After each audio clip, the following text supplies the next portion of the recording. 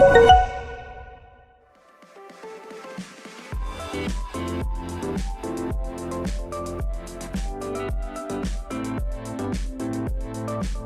Andrey. It's nice to meet you. Let me tell you a couple of words about myself. I used to be a QA in a computer games company for quite some time, actually in 2 companies. And then I decided to switch to psychology. I was very interested in it. So I got a second education in clinical psychology. And at the same time, I decided to switch to HR. And yeah, I started working as a recruiter in a small HR consulting company. And now I'm in Customertimes. I've been here for 1.5 years already. Time flies when you're having fun. So yeah, that's my background pretty much.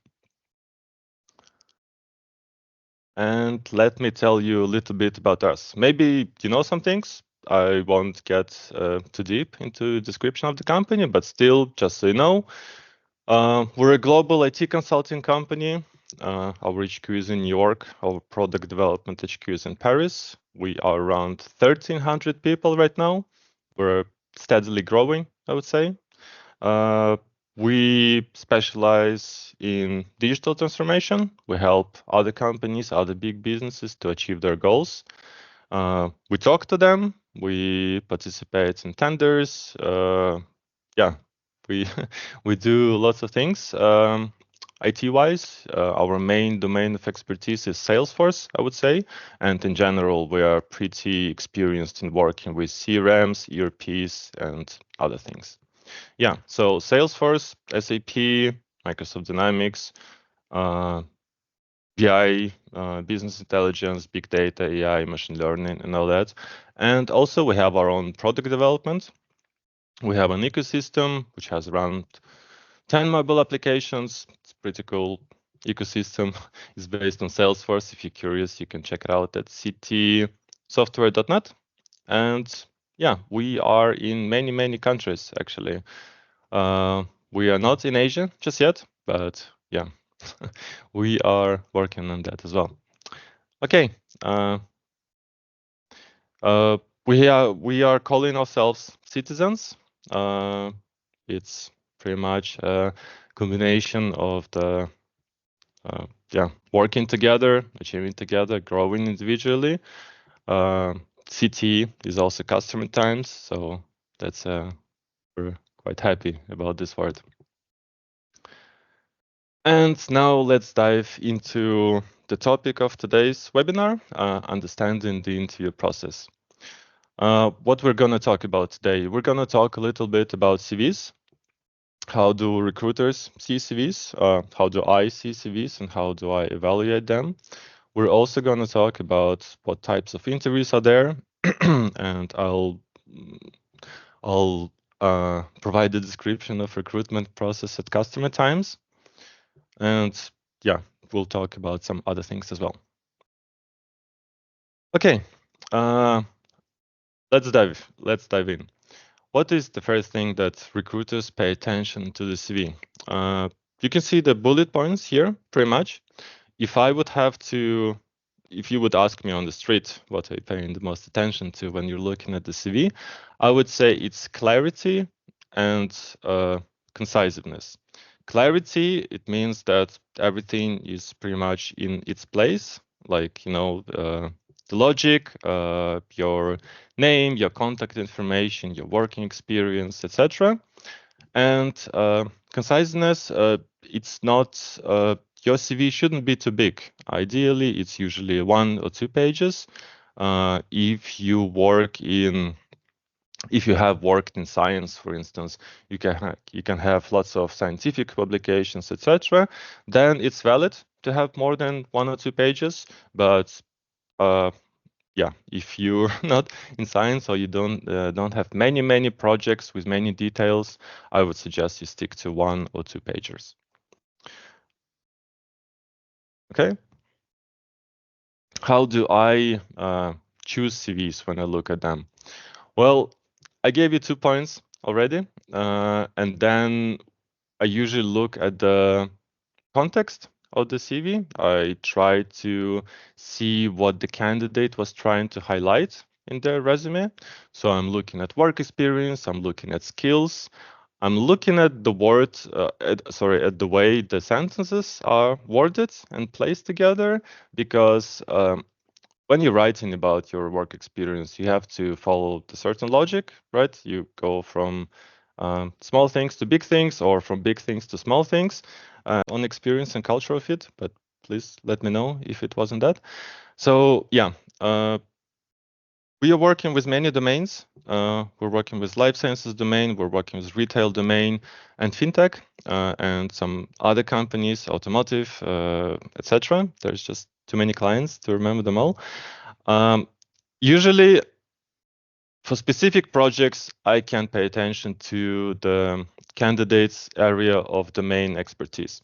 Like if we're working on a project for some pharmaceutical company, it's very nice if we can have a candidate that has similar experience. But it's not crucial. I'm pretty sure, I'm confident that some skills and some experience can be transferred from different domains to other domains. So, and it's pretty much comes down to how quickly you can grasp the new knowledge and apply the old skills in a new environment. So I wouldn't say that if for instance you're applying to a company and you've never worked in this domain, don't be afraid. Don't be afraid to apply. It's still fine. Okay, let's go next.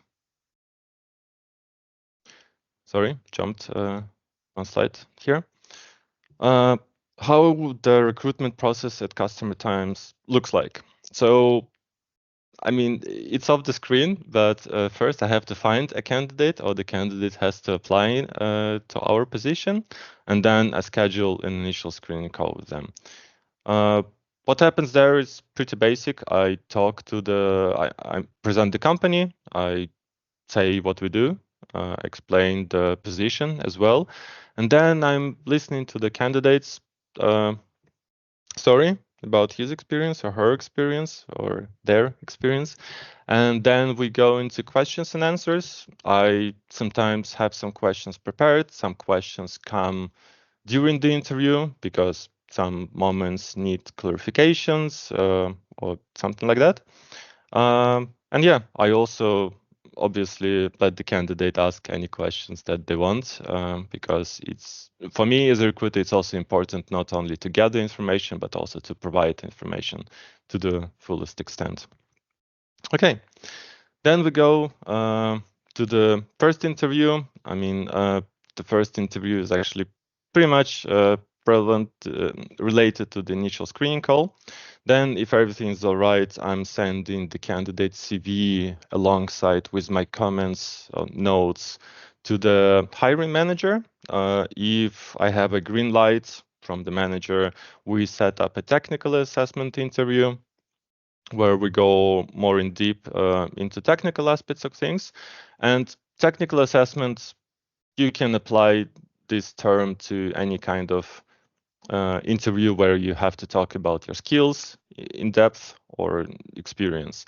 So even if you're a designer or you are in marketing, you can still have technical interviews. Then we have sometimes another round of interviews internally with the managers, if it's a strategic role, for instance, or if we want to introduce the candidate to the manager or to the delivery head or someone in the hierarchy, just so they know who are they working with, so they have a chance to discuss some strategical questions. Yeah, so just so you can align on those. And sometimes we also have a client interview because we work with many clients. Some of our clients have great technical expertise, some don't. In the cases where the client has already some technical specialists working on their projects, sometimes they want to talk to our candidates pretty much, just to know that they have the best candidates for the job. Then we do the reference checks, and then we proceed with an offer. That's pretty much it. I think sometimes the process can be rather short, sometimes it can be lengthy. It really depends on a lot of factors. Also, just so you know, when you're applying for jobs and you don't get an answer for some time, it doesn't always mean that you're off the process. Sometimes the recruiter is waiting for an answer from the hiring manager, or the hiring manager is waiting for approval from finances if they can hire this person for that amount of money, etc. So yeah, there's lots of happening behind the scenes. It's not very clear sometimes, but yeah, just be patient, and everything will work out. All right. We wanted to show you an example of a CV that looks, I think, great. This is like pretty much the first part of the CV, but what we left out is education and some other work experience. This is just the structure that I like a lot. It's pretty clear, you know, the name, the position, the contact information, a little summary, some core skills, and then experience. Love bullet points. Everything is clear and understandable. If you use the QR code, you can download the sample just to, yeah, maybe compare it with your CV and see if you could apply some corrections to it or edits. Also, I wanted to talk a little bit about the thing that I've been noticing more and more on LinkedIn or on other platforms. Some people give advice to tailor your CV to the ATS needs. ATS is applicant tracking system. We use it to store information about the candidates. And it's usually you can parse the information from the CV and directly put it into ATS. I don't think this is very crucial. I don't think this is the key moment.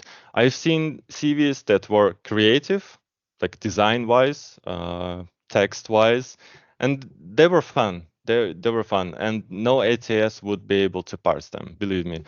So I would say if you want to go on the creative side and you feel like you can have great results with it, go for it. I wouldn't say don't tailor your CV just to be one of the standard CVs that goes into ATS. Just yeah, be more creative. Sorry, I went back for a second. Okay, I talked about this a little bit. Sorry, I mixed up with the slides a little bit. I talked about the recruiter interview and what happens there. So yeah, just to reiterate, talking about the company, about the position, listening to the candidates, and questions and answers. Not really much to add here. One thing that I would be able to say. Usually, this is at the end of this interview. I usually ask the candidate about their financial expectations. It's very, excuse me. It's very good if you have your financial expectations in mind. If you provide some vague answers like, I don't know, I'm ready for the market average, or you tell me, this kind of means that you didn't really prepare, like you don't know how much your position is worth, or most importantly, how much you're worth on the market. And I would highly recommend to do your research about the financials, to check out the location, I guess, because in different countries there are obviously different salaries. Check out the company, check out what they're offering, see how this correlates with your experience and your skills, and come up with a reasonable number. I would highly recommend having it ready at your interviews. All right, let's go next. Preparing for the interview, I talked about this a little bit just now, but let's go a little bit deeper on this one. So, homework before the interview. What you can do there. I'm actually 1 second. I'm going to check the next slide. Yep. Okay. Next slide will be more in details about homework before the interview. So I'm just going to name the points that we have here. Homework, prepare self-presentation, and get ready to ask some questions and be asked some questions. Okay. Actual homework.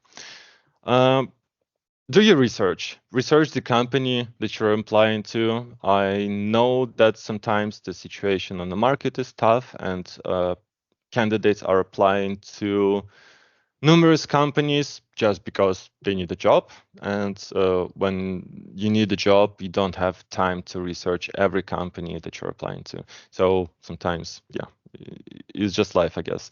Sometimes you apply to 50 companies in one day and you hope to get an answer. But if you have time, check the company's information, check where they're coming from, what they're doing, check their news, check their social media, see what kind of language they're using to tell about their accomplishments or achievements. You can also check out specific platforms like Glassdoor, sometimes Reddit, for comments from ex-employees or current employees, how they're being treated at the company, what was their experience like, etc.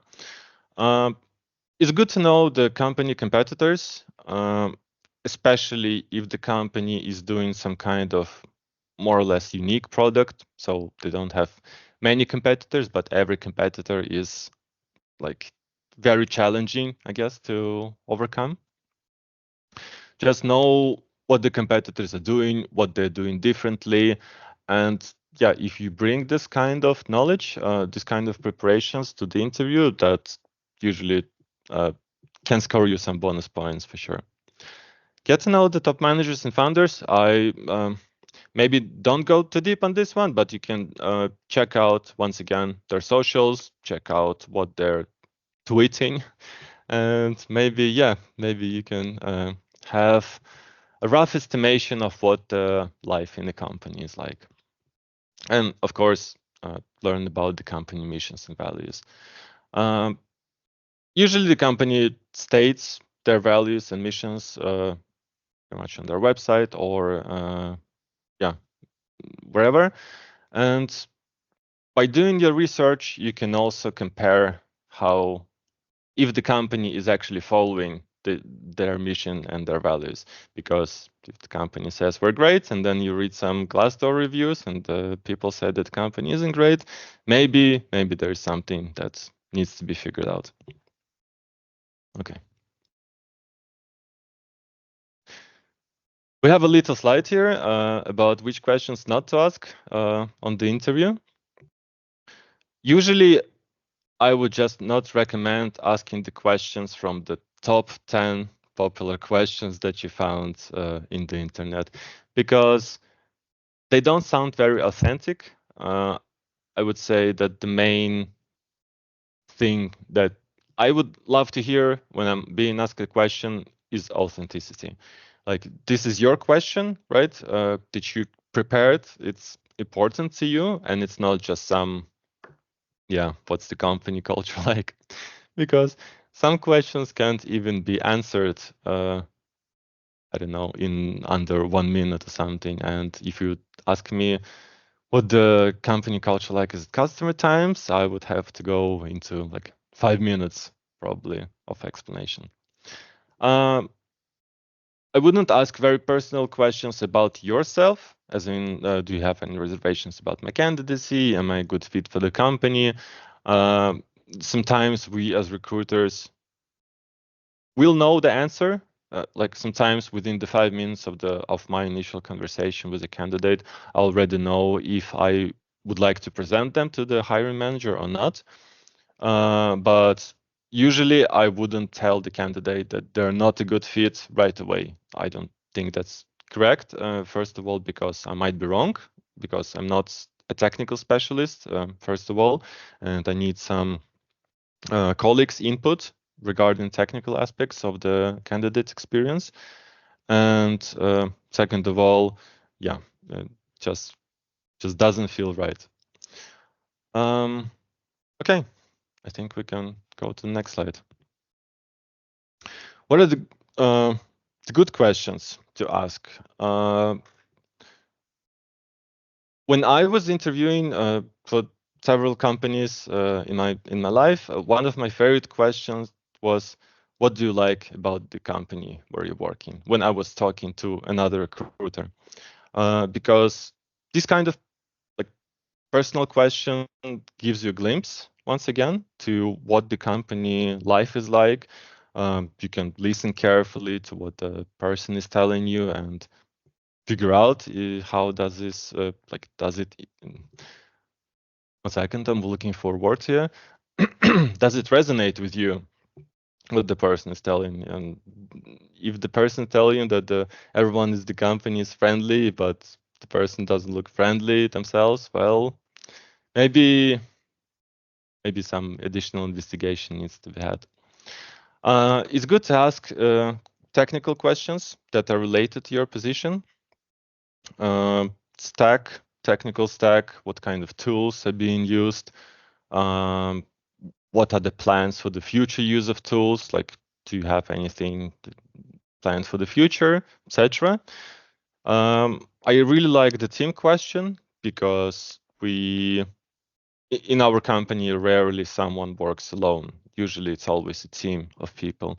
So it's good to have the composition of the team, the number of people of the team, just to once again understand like what's your everyday working life is going to be like.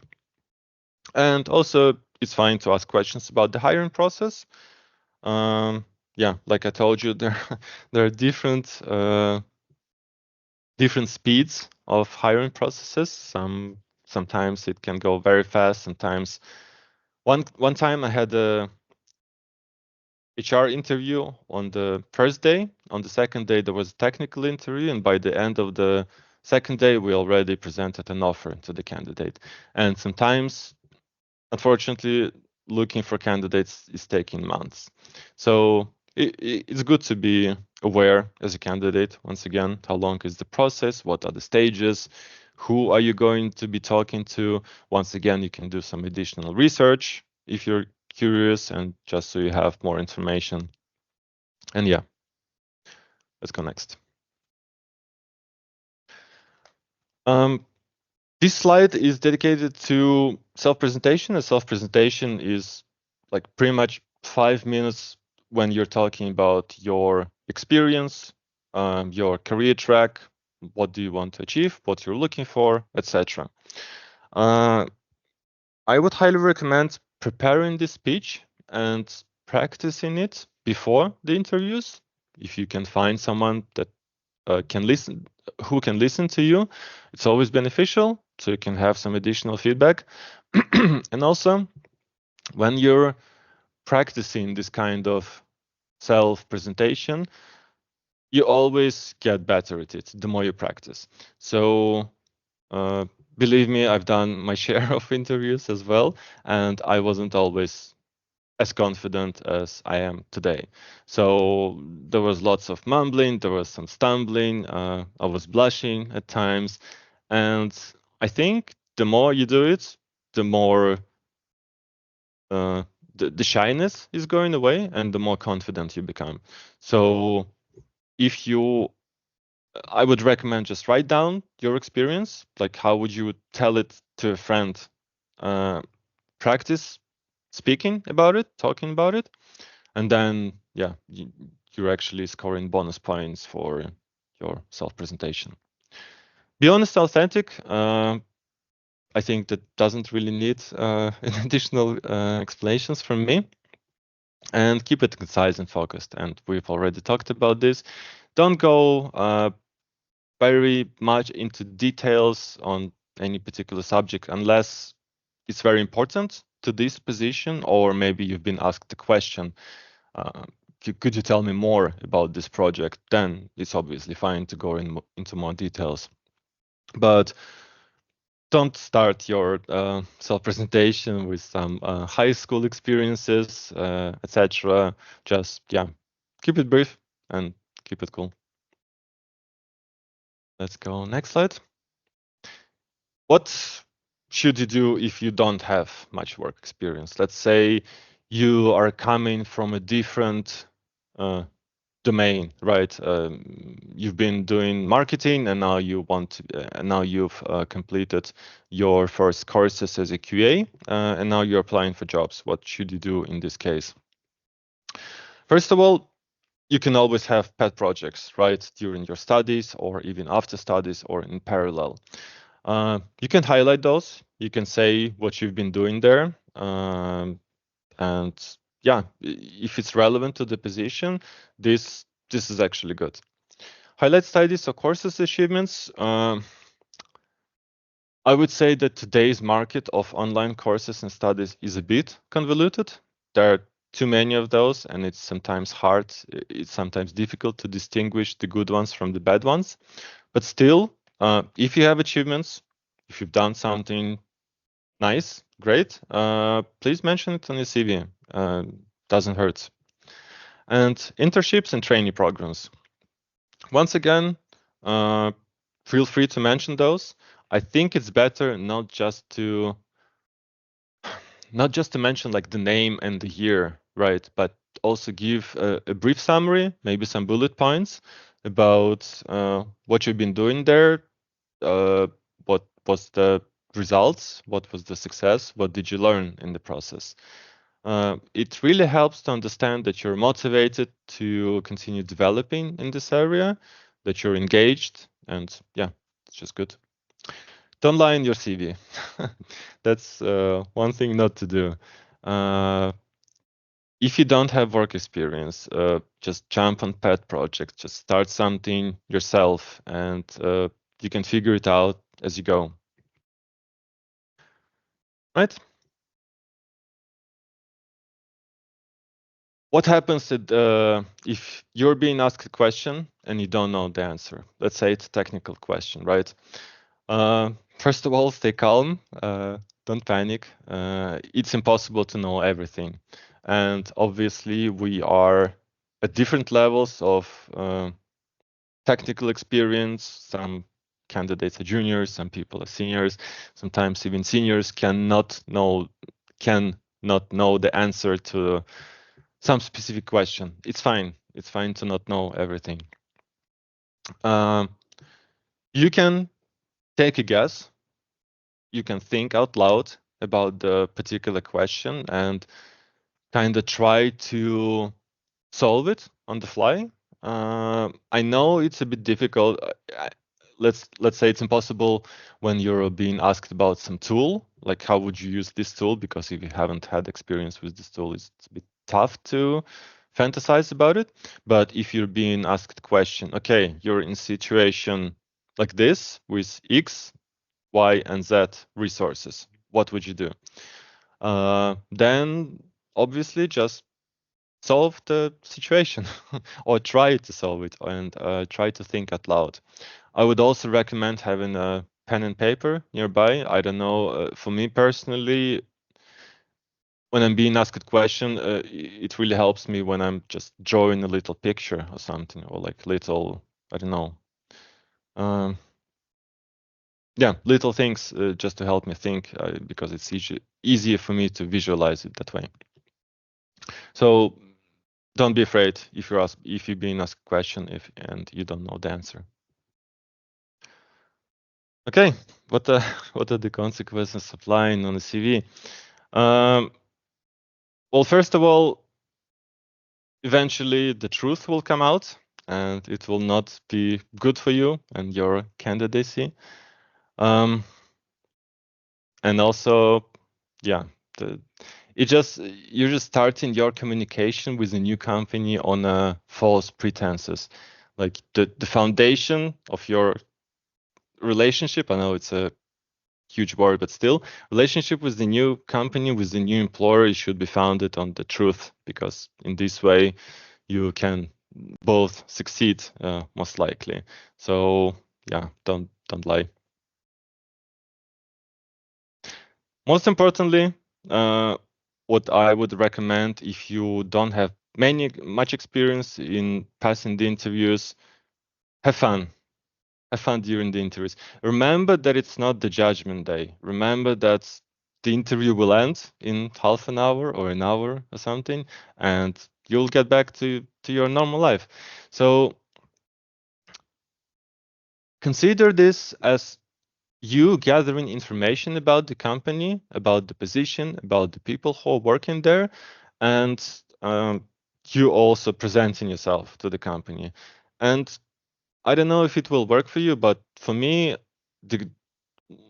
my tip would be, when you're talking to people, talk to them like you know them for quite some time. Talk to them like they're your friends. So in this case, you are reducing your anxiety in a significant amount, I think, and you're just having a casual and pleasant conversation. Even though you might not know all the answers, even though you might not be an ideal fit, the just have fun, and you will see the results. Believe me. All right, I think we can wrap it up. Thank you so much for coming. Once again, feel free to check out our links on the website. If after the webinar you remember about some question that was too important and you forgot about it, I'm on LinkedIn. It's pretty easy to find me. Feel free to connect and feel free to send me a question. I'll do my best to reply. Thank you all for coming. Have a great rest of the week, and yeah, hope to see you again. Bye bye.